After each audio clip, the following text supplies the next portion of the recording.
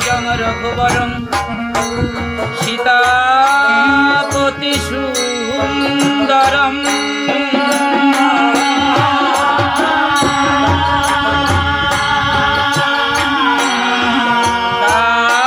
কাকুতস্থং করুণাময়ং গুণনিধিং বিপ্রপ্রিয়ং ধারিমি।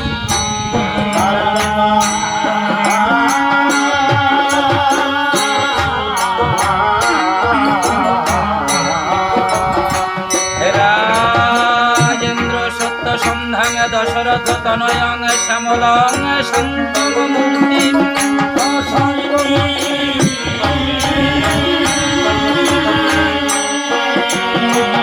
বন্দে লোকাভিরামং রঘুকুল তিলকং রাঘবং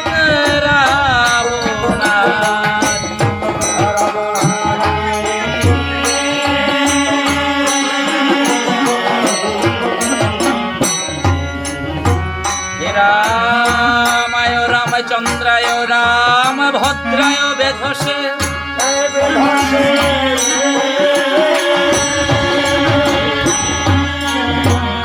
রঘুনাথায় নাথায় সীতায়া পতয়ে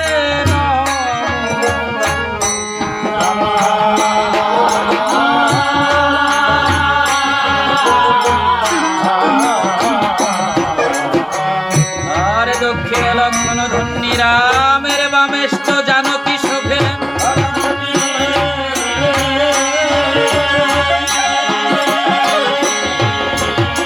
পুরত মারুত যশস্তং তং নমামি রঘুত্তমং।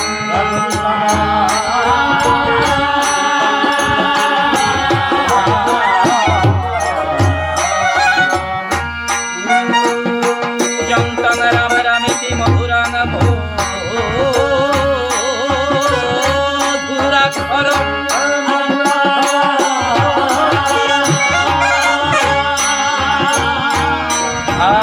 আরূঢ় কবিতা শাখং বন্দে বাল্মীকি।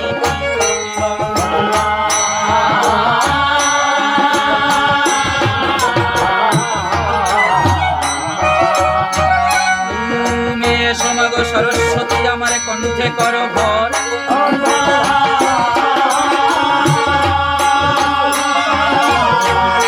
তোমায় বসিতে আসন দিব মায়া আমার রসনার উপরে।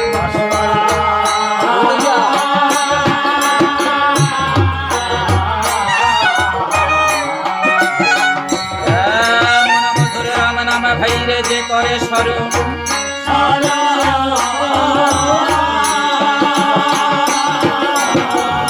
আমি শিরে তুলি বন্দনা করি সেই ভক্তে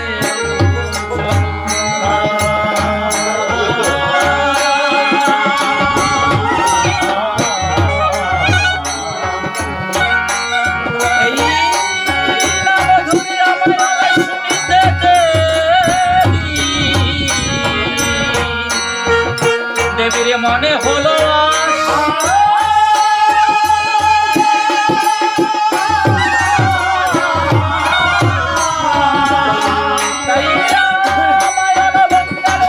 করেছিলেন আমার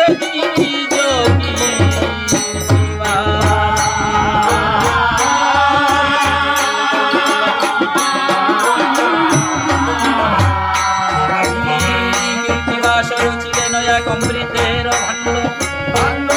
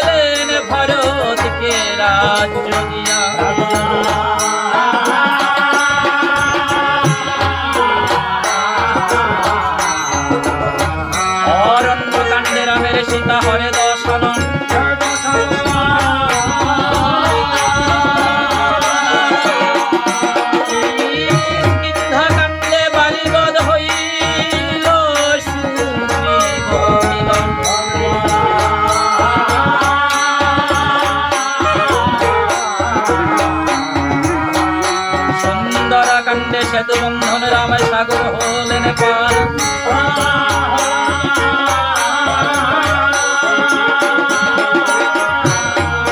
লঙ্কা কাণ্ডে রাবণ রাজার সব অংশে সংহার।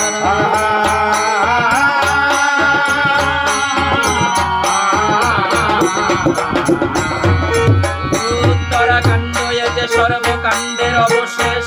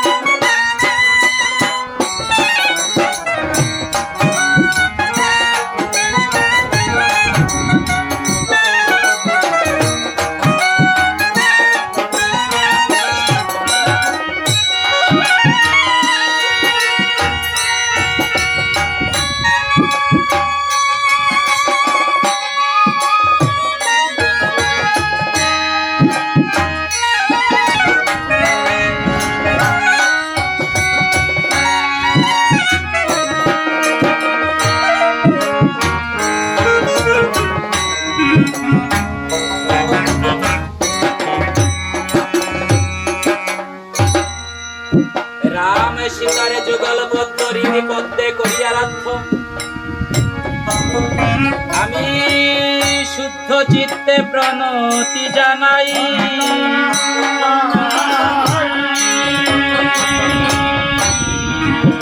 যত সাধু গুরু বৈষ্ণব হেরি আছেন, যত পুরুষ নারী, আমার ভক্তি পূর্ণ প্রণাম গ্রহণ করে দেন সবাই।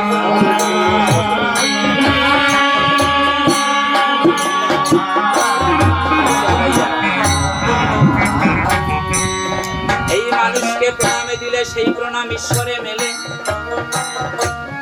সর্বশাস্ত্রে আমরা দেখতে পাই কবি চণ্ডীদাস যিনি উচ্চ কণ্ঠে বলেছেন, তিনি সবার উপরে মানুষ সত্য, তাহার উপরে না।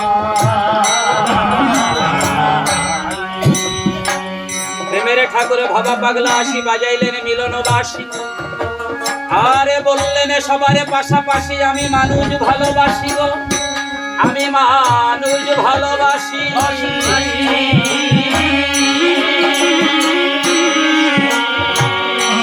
আমার কোন তীর্থের নাই প্রয়োজন, ওই গয়া গঙ্গা কাশী, আমি এই মানুষ ভালোবাসি।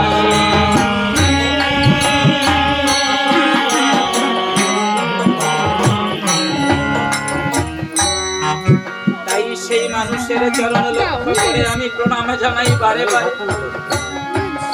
এই মানুষে যদি আমায় কৃপা করে, কৃপা করবে সেই কৃষ্ণ কালো শশী। যদি ভক্তজন আজ সন্তানে গানে আপনারা করবেন আশীর্বাদ, যা হতে যায় চিত্তের বিষয়, যেন ইষ্ট প্রেম প্রসাদ আমার অন্তরে হয় লাভ। আমার যাহা আছে খুঁটি মাটি আজি ছেড়ে দেহের ময়লা মাটি, এই দেহ খানা করে খাটি, অন্তর মাঝে জাগে যেন সেই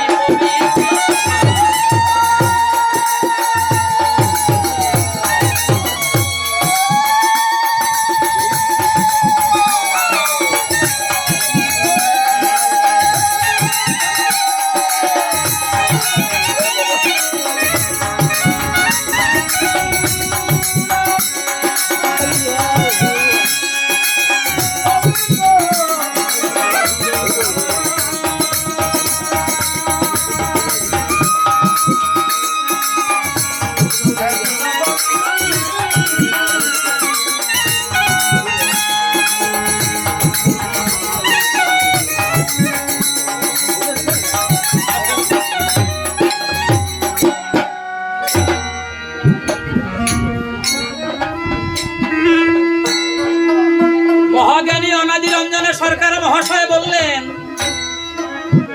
যখন সংবাদে পেলেন তার প্রাণের ছোট ভাই রসিকলাল সরকার চিঠির জবাব পেয়ে মনের মানুষের কাছে চলে গেছেন, তখন তিনি যে গান খেলা লিখেছিলেন শেষের চরণে গিয়ে কি বললেন, জীবনে খাতার পাতায় কি যে লেখা ছাই, কিছু তার মুছে গেছে আর কিছু মনে নাই। বাবা, আমাদের এই জীবনে যদি একটা খাতা হয়, এই জীবনে যদি একটা খাতা হয়, তবে সেই জীবনে খাতার হিসেব করতে হয়।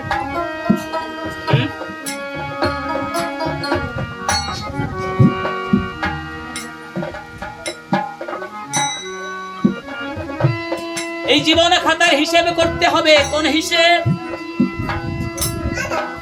এই পৃথিবীতে আমরা এসেছি, এই পৃথিবীকে আমরা কি দিয়েছি? আরে দুহাতে পেতে এই পৃথিবী থেকে আমরা কি দিয়েছি? এই জগৎ সংসারকে আমরা কি দিলাম, আর জগৎ সংসার থেকে আমরা কি নিলাম? এই হিসাবটা যদি করতে যাই, তবে আমাদের জীবনের চূড়ান্ত সিদ্ধান্তে গিয়ে আমরা দেখতে পাই আমরা সবাই ঋণের খাতায় পড়ে আছি।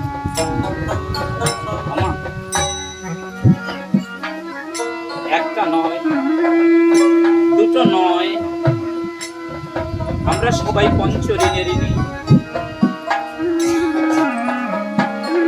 এই পাঁচটি ঋণ কি কি? দেবঋণ, ভূতঋণ, ঋষি ঋণ, নৃঋণ, আর সর্বশেষ পিতা মাতার কাছে ঋণ।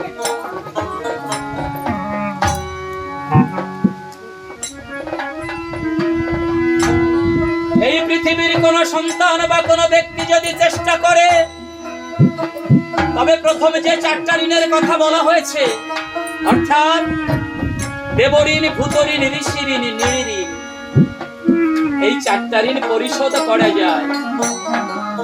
কিন্তু মা বাবার কাছে সন্তানের যে ঋণটা রয়, এই জগতে প্রতিটি সন্তানের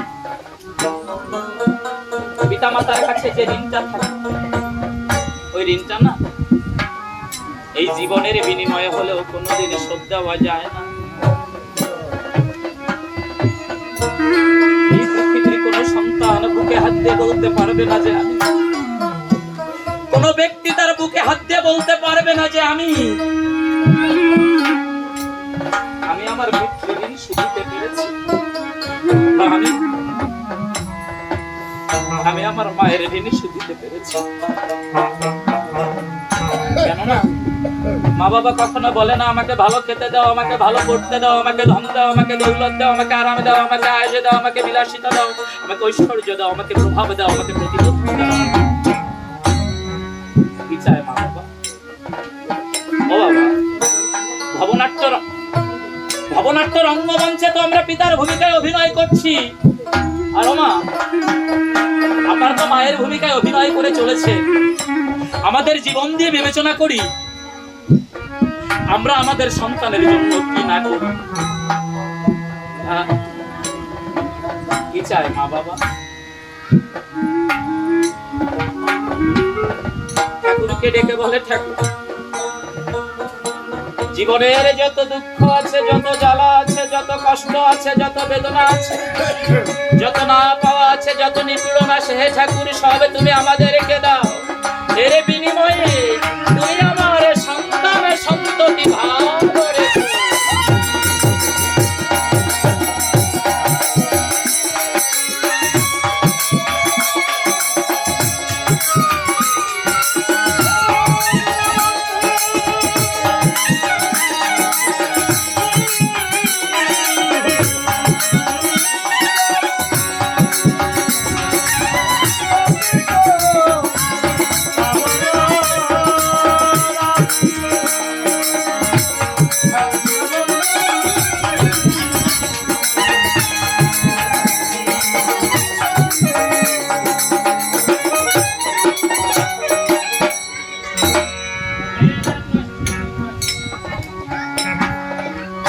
শাস্ত্রে কি বলেছে?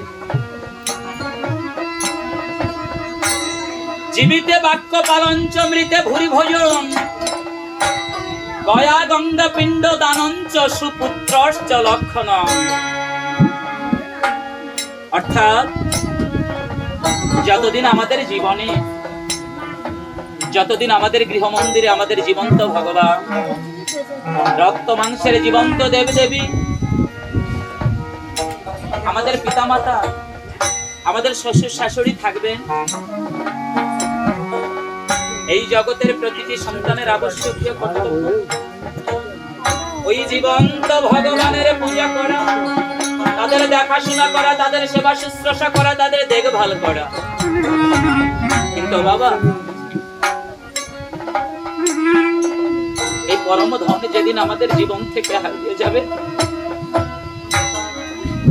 কেননা এই জগতের তো কেউ আর চিরদিনের জন্য তো নয়। জাতস্য হি ধ্রুব মৃত্যু, ধ্রুবং জন্ম মৃতস্য চ। প্রকৃতির অমোঘ নিয়ম, অব্যর্থ নিয়ম। বাবারে, এই জগতের যত বন্ধু দেখেন, যত বান্ধব দেখেন, যত প্রিয়জন দেখেন, যত আপনজন দেখেন, সবাই একদিন আপনার সাথে বেঈমানি করতে পারে, কিন্তু মরণ বন্ধু, মরণ বন্ধু কখনো বেঈমানি করে না। আজ হোক আর কাল হোক, আপনার জীবনের দরজায় এসে একদিন কড়া নাড়বে। প্রকৃতির সেই অমোঘ অব্যর্থ নিয়মে যেদিন আমাদের জীবন থেকে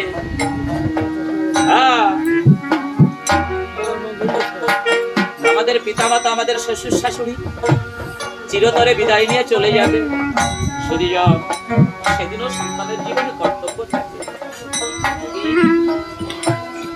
যথা সময়ে বেদ বেদান্ত মোতাবেক আত্মকৃত শ্রাদ্ধ আদি সুসম্পন্ন করে,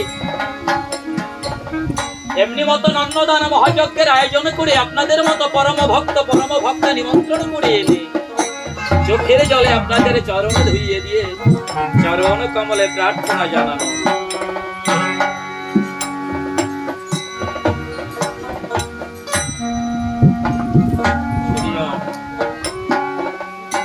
সীমাহারা সন্তানের সন্তান, যাদের জীবন থেকে মা নামক মধুর শব্দটি চিরতরে হারিয়ে গেছে। কেবল কথায় মালিকা গেথে এই পিতামাতাকে উপস্থাপন করা সম্ভব নয়, হৃদয় দিয়ে উপলব্ধির বিষয়। এই পৃথিবীতে যত শব্দ আছে, যত শব্দ এ পর্যন্ত উচ্চারিত হয়েছে, এর মাঝে মধুরতম শব্দ হচ্ছে মা। মা কথাটি ছোট্ট হতে কিন্তু যেন ভাই ইহার সে নাম যে মধুর ত্রিভুবনে নাই। এই ছোট শব্দটার মাঝে যে স্নিগ্ধতা আছে, যে মমতা আছে, যে কোমলতা আছে, যে মধুরতা আছে, আর কোন শব্দ নেই। আজ সীমাহারা সন্তানের সন্ততি দললগ্ন বিতবাসে গীতাঞ্জলি ফুটে সজল জলদ নয়নে সেদিন আপনাদের চরণ কমলে শরণে নিয়েছে।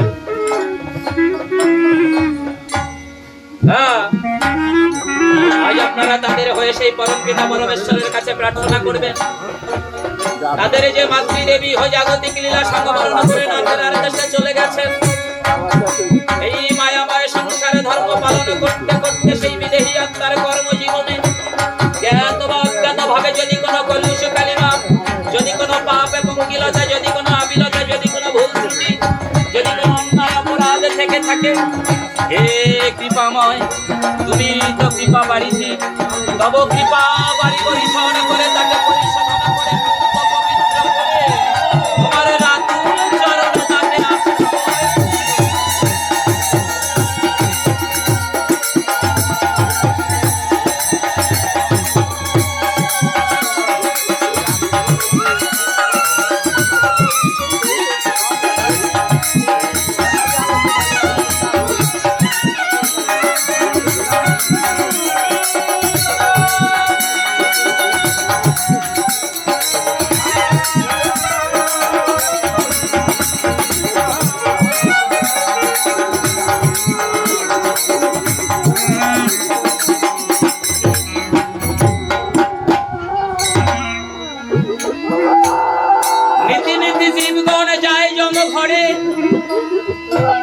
তথাপিও জীবগণ ইহা মনে করে আমরা তো চিরজীবী নাহি হব ক্ষয়।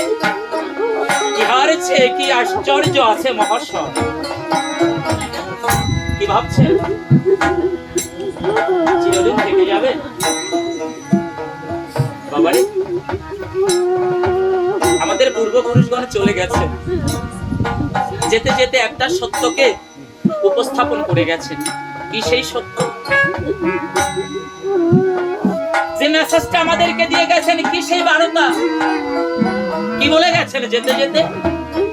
নীরবে নিভৃতে আমাদেরকে বুঝিয়ে গেছে, বাবা আজ আমি যে পথে চললাম প্রস্তুত থাকো, তোমাকেও একদিন এই পথে আসতে হবে।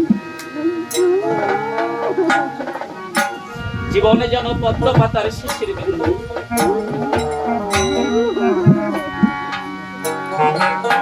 দিন শেষ,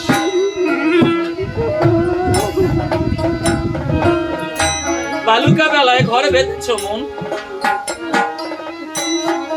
বালুকা বেলা কখনো সে ঘর নিয়তির ঢেউ এসে ভাসিয়ে নিয়ে চলে যাবে আমরা কি জানি। এমন করে সাধুর সঙ্গে সাধুর রঙ্গে সাধুর ভাব তরঙ্গে এই মানব দেহ তরিখানা দোলাবো, মানব দেহ তরিখানা ভাসাবো, এমন সুযোগ আজকের পরে আমাদের জীবনে হতেও পারে, নাও পারে। এমনও তো হতে পারে, এমনও তো হতে পারে আজকেই আমাদের জীবনের সর্বশেষ সাধু সঙ্গ। আজকের পৃথিবী দেখেছি, আজকের সূর্য দেখেছি, কিন্তু আগামী দিনের সূর্য জীবনের কষ্টে উদয় হতে পারে নাও পারে। তাই বলি মনে আজ বড় সুযোগ পেয়েছ মন পাখি আমার, আজ পরাণে ভরে আমার প্রভুর নাম গুণাগুণ করো।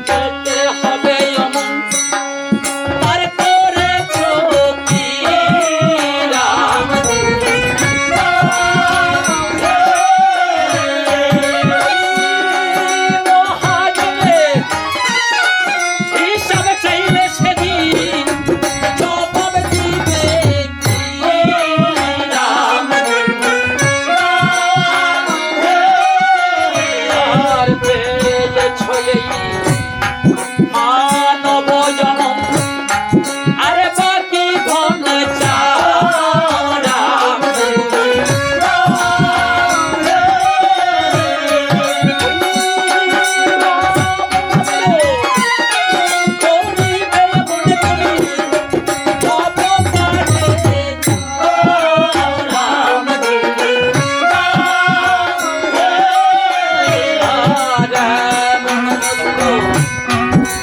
নাম ভাই রে যে স্থানে হয় রাম